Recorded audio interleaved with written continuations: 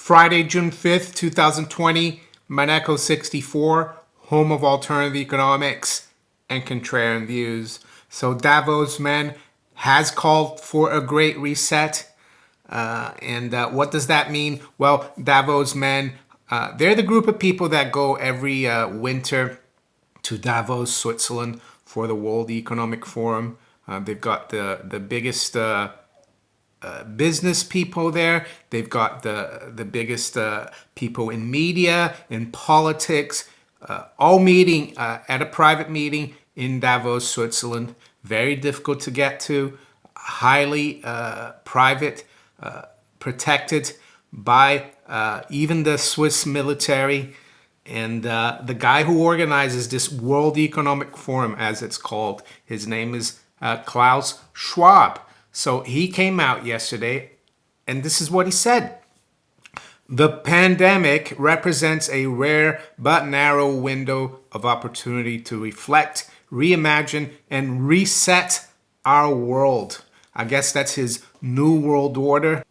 How do I feel about this pandemic? Well, if you've been watching my videos for a significant amount of time, especially since the beginning of this health crisis, you would have noted that very early on I said that the best way for people to understand this crisis would be to read this book here by Lindsay Williams. Before I read this book, I thought there was a real crisis in terms of that the Arabs and OPEC, they were the bad guys. They were the ones who started the oil shortage in 1973. It was because of them that we had high oil prices. But after reading this book, I learned that it was a lot more than that, that our own politicians, our own leaders in the West were involved as well. So that's how I feel about the present crisis. I'm not going to say it. You could just replace it pandemic for energy. You know what I mean. You get my gist. So yeah, it's amazing. So the old advice from Sun Tzu, the Chinese philosopher, that you need to know your enemy and even know yourself as well, of course, and that if you don't know your enemy, you can never win in life. So let's see what Klaus Schwab said a few years ago, and it makes him seem like a prophet, that he guessed correctly what's going to happen. But all I think he is someone that is helping implement this agenda. So he said the fourth industrial revolution, ubiquitous mobile supercomputing, intelligent robots, self-driving cars, neurotechnological brain enhancements, genetic editing. The evidence of dramatic change is all around us, and it's happening at exponential speed. Professor Klaus Schwab, founder and executive chairman of the World Economic Forum, has been at the center of global affairs for over 4 decades. He is convinced that we are at the beginning of a revolution that is fundamentally changing the way we live, work, relate to one another, which he explores in his new book, The Fourth Industrial Revolution. I guess it's very convenient that this pandemic is allowing Professor Schwab's and his club of multi-billionaires, influential politicians, and media personalities to implement a new world. And they're using, of course, the crisis to do that. And you got to join the dots, as Amazing Polly says. And maybe she could do a video about this guy, Klaus Schwab. I did look up on Wikipedia. His background is in Germany. He was born there in 1938. I try to look about his family. There's not much on it. I think he moved to Switzerland, though. It'd be interesting to find his past. Maybe Amazing Polly will do a video about that, or maybe I will find something more. But for this video, it's not the point of the video. But let's look at an article I saw yesterday in the FT. And again, I subscribe to the FT, and the FT is the uber globalist financial publication. Why do I do that? Because you've got to keep an eye on your enemies. And there's a writer in the FT called Martin Wolf, and he wrote an editorial yesterday. And this is what he said: the risks of lifting lockdowns prematurely are very large. The UK entered the lockdown too late and is now leaving too early. So he's pushing for more and more of this lockdown. And I have noticed for the last few years that he is an attendee at these World Economic Forums, Martin Wolf in Davos, Switzerland. So here he is with the ECB president at the World Economic Forum, Martin Wolf. So he's part of the agenda. So that's how you learn about who are your enemies. And when you see Martin Wolf calling for more lockdowns, you can see that he's going right along with his boss, Mr. Schwab's plans. Or I would say that Schwab is not even the big boss. He's just orchestrating it for people that are much more important behind the scenes. So there you go. I've got my NDECB mug here. It's got it in English, French, and German, NDECB. And Lagarde behind bars because she was convicted of a crime at a special court in France in 2016. She was given a 1-year sentence, but of course they didn't make her serve that sentence. And she went right back to being the head of the IMF. And now she's president of the ECB. And I want to talk about the ECB and Germany in a minute. But before I do that, I wanted to show you which other people attend the World Economic Forum. Well, there you go. A little younger Bill Gates here with Gordon Brown, the man who sold half of the UK's gold to help bullion banks, probably like Goldman Sachs, right? That was in 1999, 2000. He even pre-announced it so that the price would go down. So there is Bill Gates with Gordon Brown. Don't worry, he has been there more recently. There you go, an older Bill Gates with Melinda Gates at the World Economic Forum. And there's another man that attends the World Economic Forum, and he's done it twice, which is very unusual because you usually don't get American presidents going to World Economic Forums. And you could say, just like I've said, you need to know your enemies if you're fighting your enemies, but I'm not too sure. Here he is with Klaus Schwab at the World Economic Forum in front of some kind of flag. It's probably a canton flag in Switzerland. I'm not too sure. So he's attended it this year in February. And I think he attended it a couple of years ago or so. President Trump. That's for you to decide. Is he scoping the enemy, or is he part of Davos Man Club? I'll leave that for you to decide. And here's another leader at the World Economic Forum who's playing right along, Xi Jinping. So all the Cold War talk, US and China, you kind of wonder, don't you? So with that, I want to go to the ECB and Germany. So what happened to the ECB yesterday? They announced, of course, after their meeting that they were going to increase QE by 600 billion euros. Most people expected 500 billion, so they added another 100 billion. It doesn't really make much difference except for market move in the short term when the news came out. And we also had Germany yesterday announcing another 130 billion fiscal package.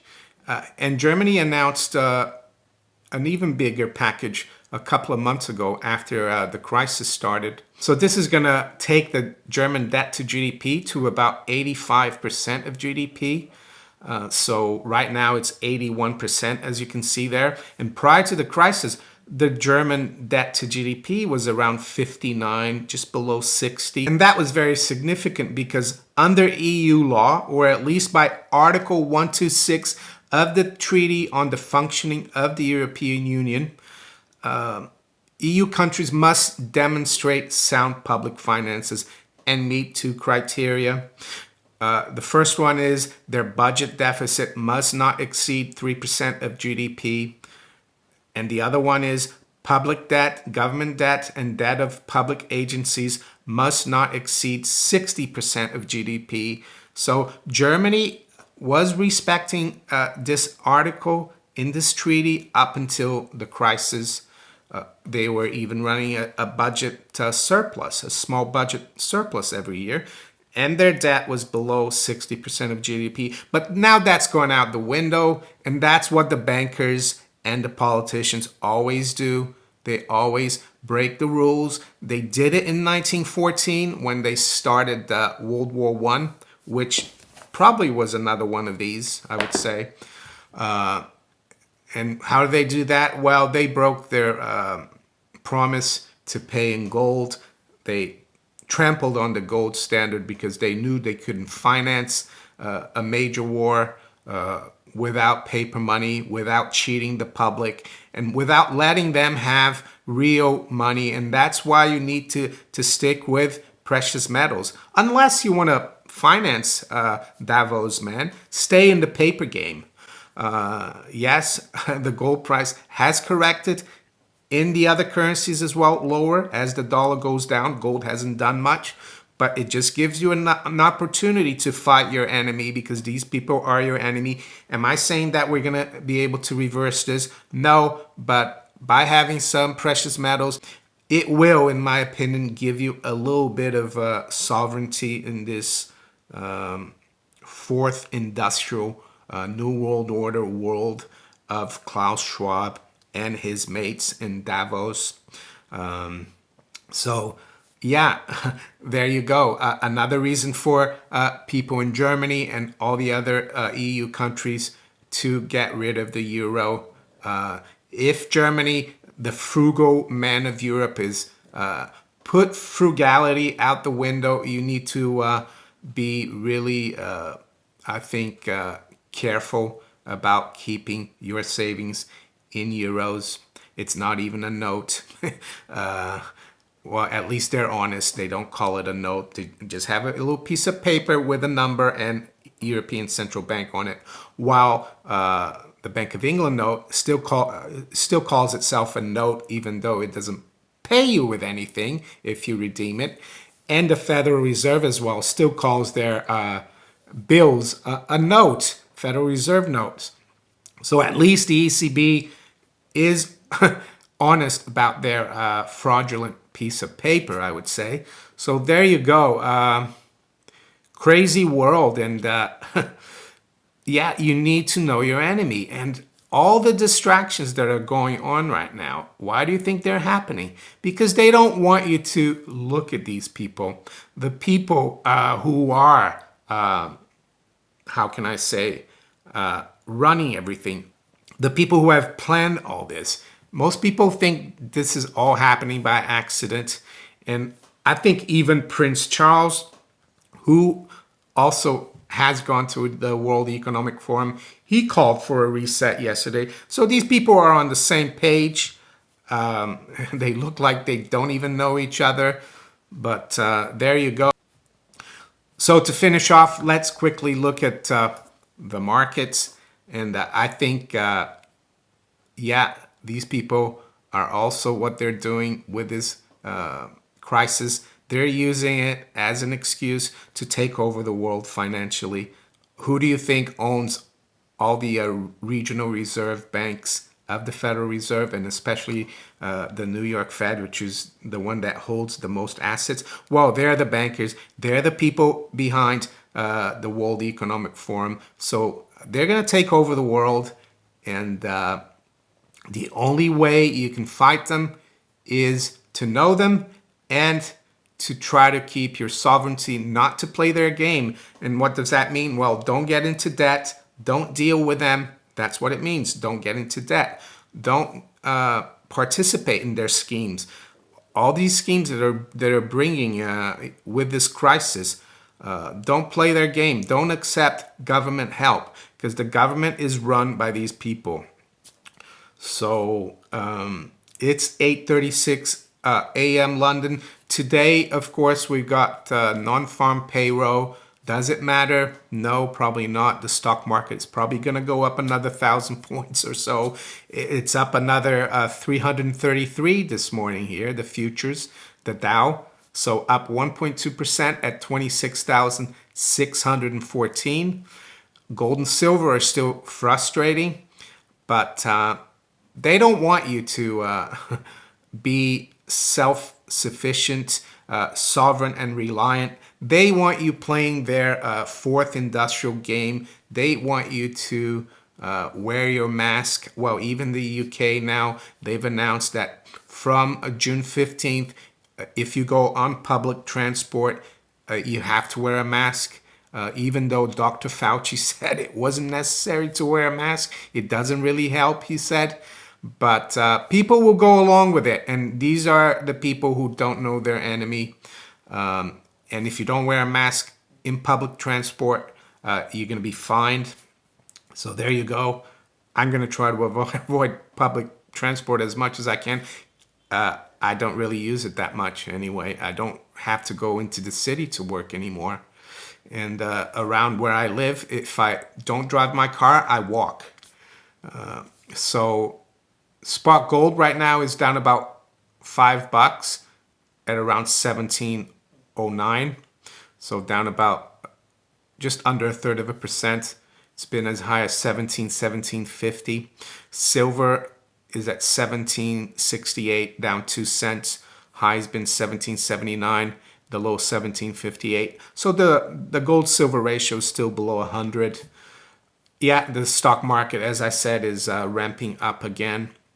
The currencies as well. British pound is really strong for some reason. Well, it's not some reason. We know that off their balance sheets, central banks are helping each other out. The Federal Reserve is providing off-balance sheet dollars to all the major central banks and even smaller central banks like the Thai central bank. Someone asked me, why is the Thai baht so strong? Well, they do it off balance sheet.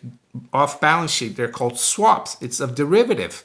So when you look at the Fed's balance sheet, yesterday I think it got up to, it went up again by about $70 billion the last week. It's now up to about 7.2 trillion, almost 7.3 trillion.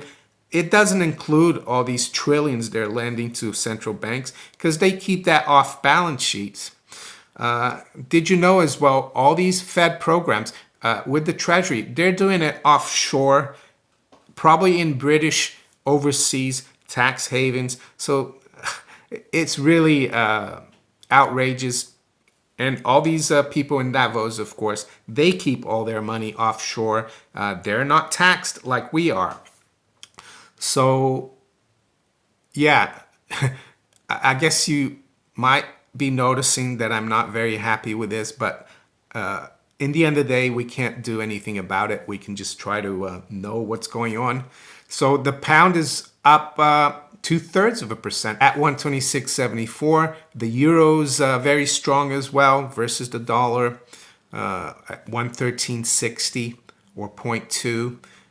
But the dollar is a little stronger against the yen, or 0.2%. That's probably stopping the dollar index dropping too much. But as I said, don't be distracted by the fiat currencies. You need to be in precious metals, gold and silver. And I have a book that I've read recently about money and Florence in the Renaissance. And even back then, they didn't allow people like us, the general public, to deal in gold. They don't like us to have gold because it gives you power. So the public could deal with silver coins, but even those, they used to debase the silver coins, and they used to pay the public in debased coinage. And that's why it's so important that you try to get those for yourself, gold and silver physical. Oil price, fairly strong as well. WTI is at 38.05, up 1.28%. To finish off, let's look at the 10-year yield, which is actually moving up very quickly, I have to say. It's doing what I thought it should have done earlier this week and last week as the stock market has rebounded. We're now at 0.85%, which is a big move from below 70 basis points a few days ago. So we're up 3 basis points now at 0.85.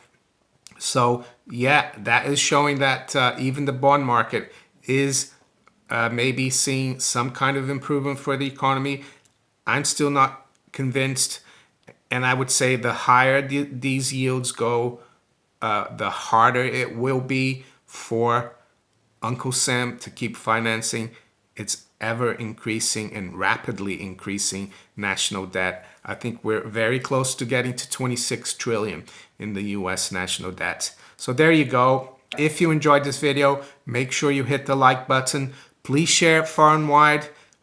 Think about subscribing to my channel if you haven't yet. And you can also follow me on Twitter, Facebook, and all these other platforms below here. I wish you all a great day and a great weekend. Take care. Bye.